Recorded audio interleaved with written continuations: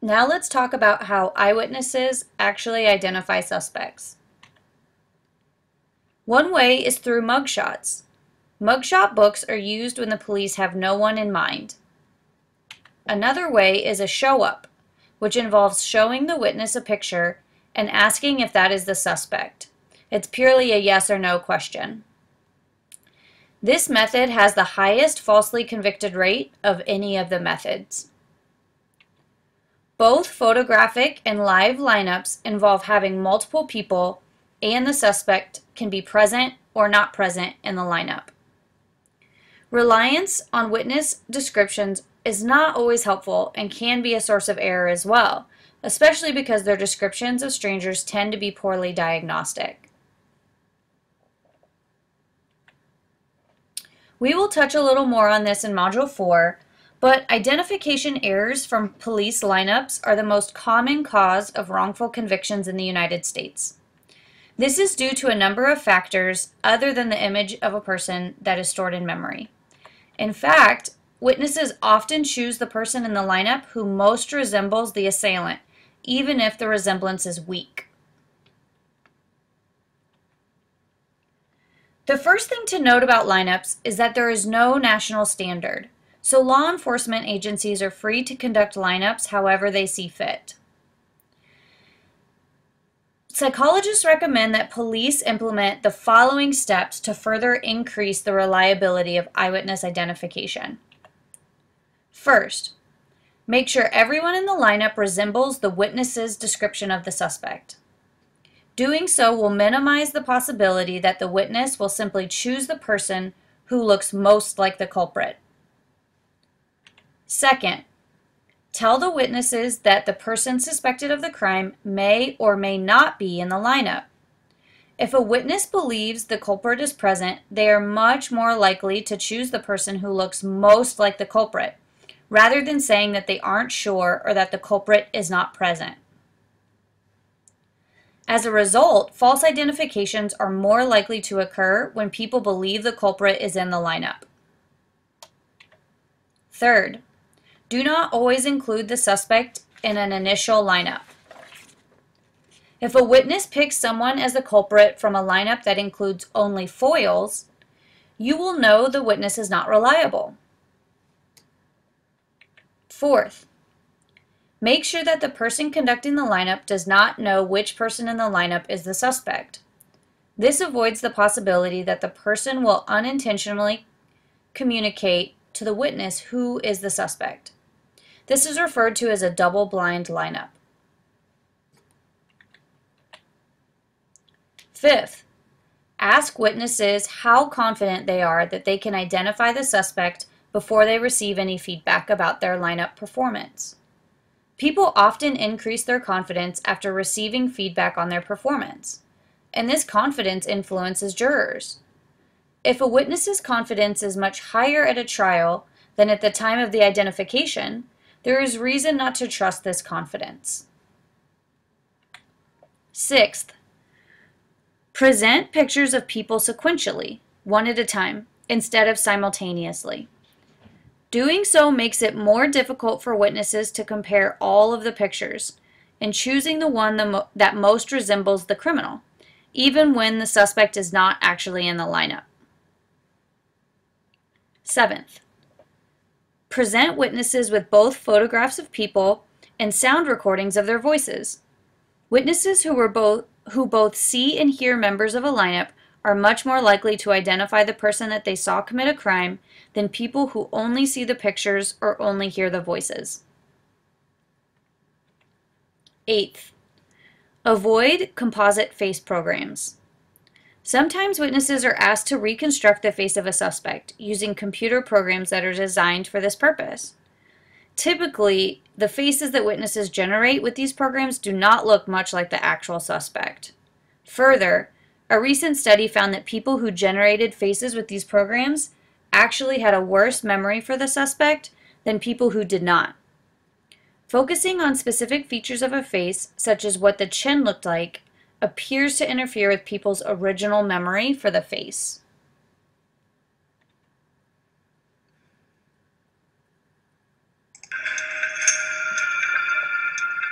It's lunchtime on the second day of testing. The volunteers are about to be taken to the pub for lunch. Though they don't know it, they're minutes away from becoming eyewitnesses to a murder.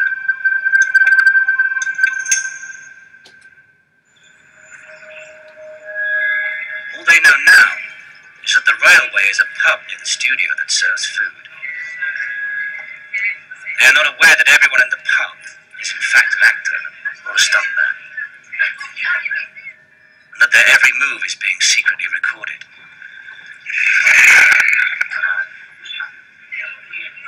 This is what happened. Why not? I was just saying to you, girl, mate, that's the first time I've seen you smile. First time I've seen you smile. That's right, let's go. Dean! Just go. Dean! Shut up! You fine fella. I'm trying to do it. No, I'm trying to do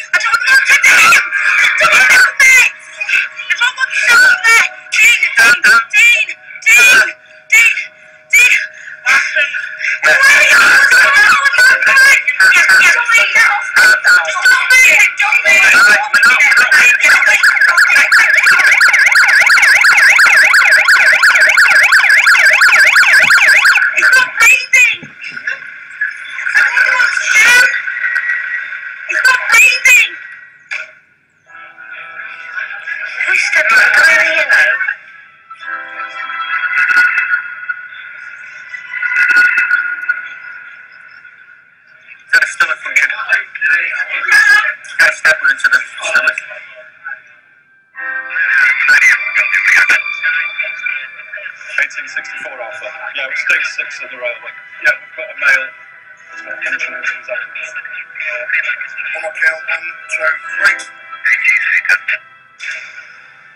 Our volunteers are now eyewitnesses.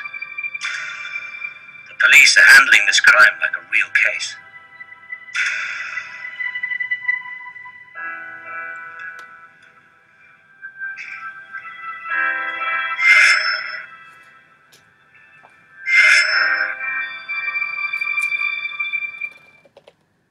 Witnessing a fatal pub stabbing, we brought our volunteers back to take part in a photo identification experiment. In the studio, we placed 10 photographs, 3 of which are the actors from the pub fight. The murderer Gordon, his accomplice Jimmy, and the victim Dean. The remaining faces were of a selection of males completely unknown to our witnesses.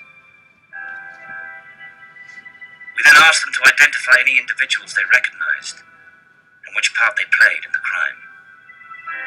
Number 6. He was the one who was wearing the high-vis jacket.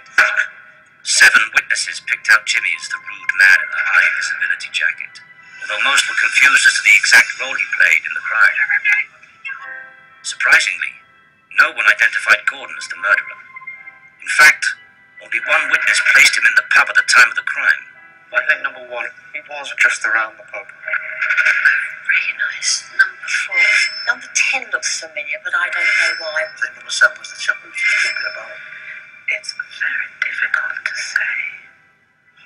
Number 2. I'm pretty sure number 2. But most shocking of all was that 2 witnesses identified the same innocent man.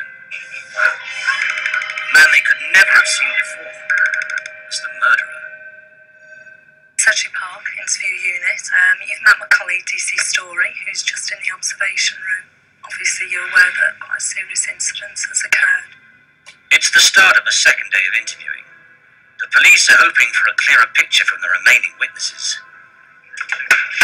What I'd like you to do, picture picture where you were in your mind. If it helps, close your eyes. In as much detail as you can, is tell me everything you remember from yesterday, from the point when things started. Yeah, Does that make sense?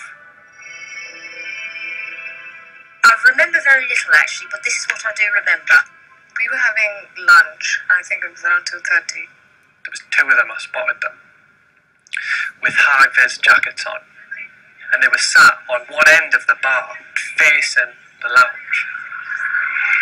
While not everyone remembers what happened before the fight, It is all a bit of a blur, to be honest.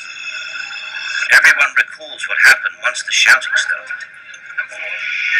All of a sudden, you could hear the sounds of fighting going on.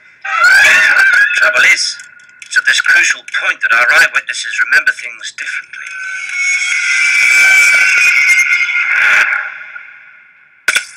In the process, a glass was sort of like knocked off the bar and what have you, as they were pushing each other. There was a few glasses thrown. And then it sort of led to sort of fist fighting and all over the place, really. And There was no punching or anything going on. It was just one guy on top of the other one rolling around. One of them threw the other against the bar.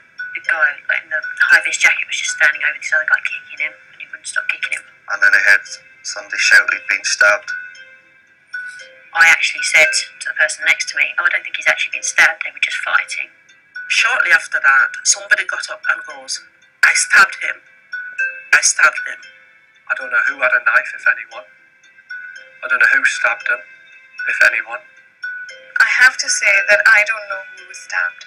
Okay. So I don't know if it was the first guy that was stabbed or the guy who was with the fluorescent jacket guy. By this time, the gentleman who shouted that I stabbed him, he got up. And while this commotion was going on, he just kind of like left. He didn't run, and the other two guys just got up and ran out of the pub. So I'm guessing that's not really very helpful. As you can see from the video, it is easy for eyewitnesses to be mistaken. So how do we know when an eyewitness is inaccurate? Well, confidence surely isn't the answer.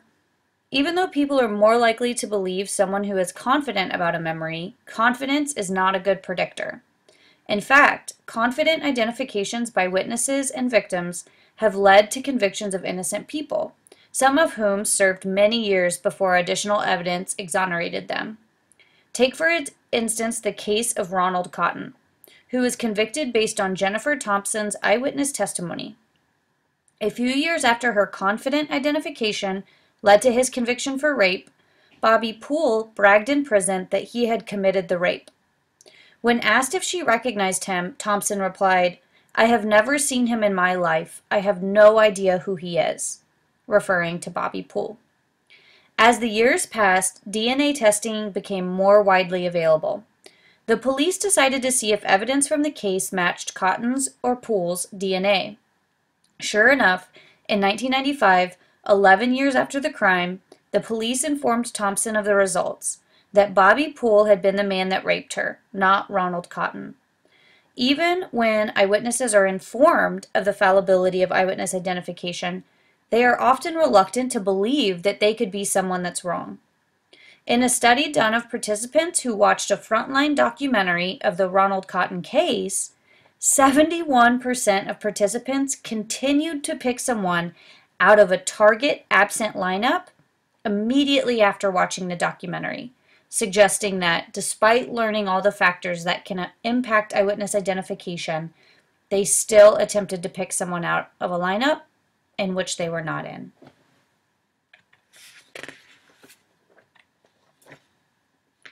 So why doesn't certainty mean accuracy? Well, for one thing, the things that influence people's confidence are not necessarily the same things that influence their accuracy.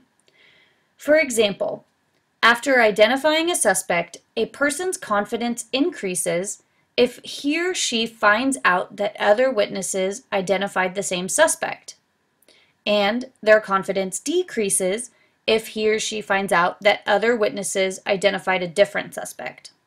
However, confidence in combination with another way of responding might indeed suggest that people are more accurate, such as if someone is confident, viewed the suspect in proper conditions, and picked them quickly in a lineup. But confidence alone is not a predictive factor. Accurate witnesses in one study were more likely to say that they didn't really know how they recognized the person, but that the person just popped out. On the other hand, inaccurate witnesses tended to say that they used a process of elimination by comparing one face to another. Overall, people who made their choice within 10 seconds and expressed very high confidence in their judgment were especially likely to be correct. As a result, we should be more willing to believe a witness who says, "I knew it was the defendant as soon as I saw him in the lineup," rather than a witness who says, "Well, I compared everyone in the lineup to each other, thought about it, and then decided this was the right person."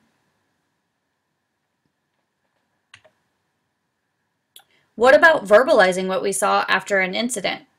Well, research shows that trying to put an image of a face into words can actually make a person's memory for the face worse.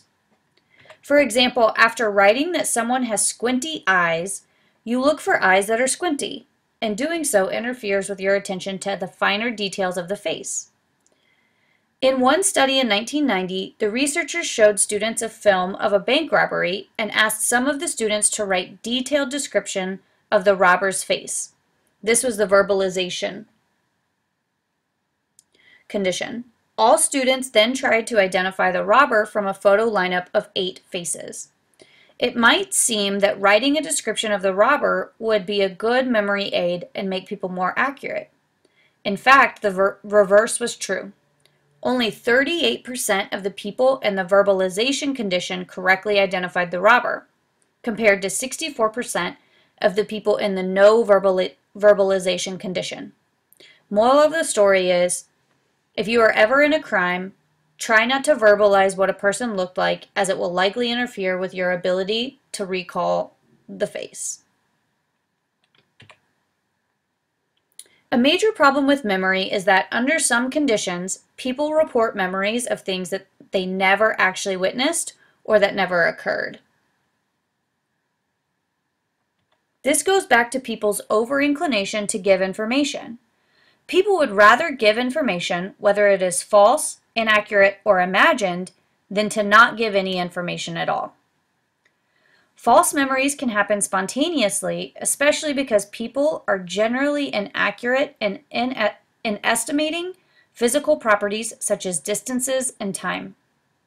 Our recall of information is also contingent on schemas and stereotypes, as well as our motivations and goals. For instance, stereotypes often impact how we retell stories, and they help fill in the blanks. And studies have found that people fill in the blanks with other information that they don't know. For example, people are likely to see a plane crash and fill in information from past movies or videos that they've seen of plane crashes. False memories can also be created through receiving false information about an event, and this would be induced externally.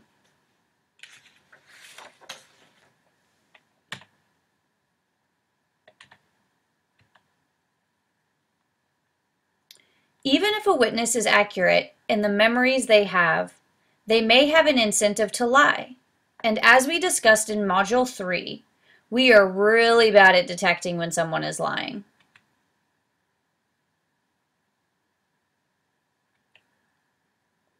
Can we improve eyewitness testimony? Well, there have been 2 general approaches that have been attempted, but neither has been very successful. The first is hypnosis. You may have seen movies in which a witness to a terrible crime has no memory of what occurred until he or she is put under hypnosis. Then, while in a trance-like state, the person is able to describe the murderer in great detail.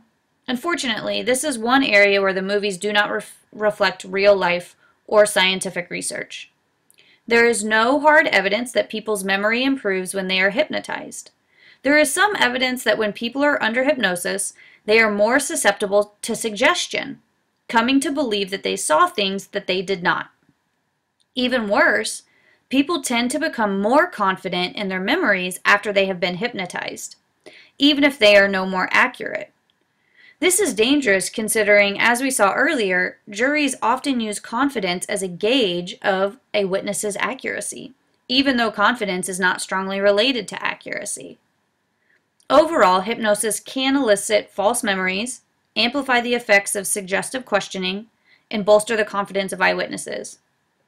On the positive side, some advocates of hypnosis argue that it may serve as a face-saving technique, meaning that if a witness is reluctant, afraid, or embarrassed to discuss a memory, hypnosis may provide a platform for them to disclose the information without feeling reluctant, afraid, or embarrassed.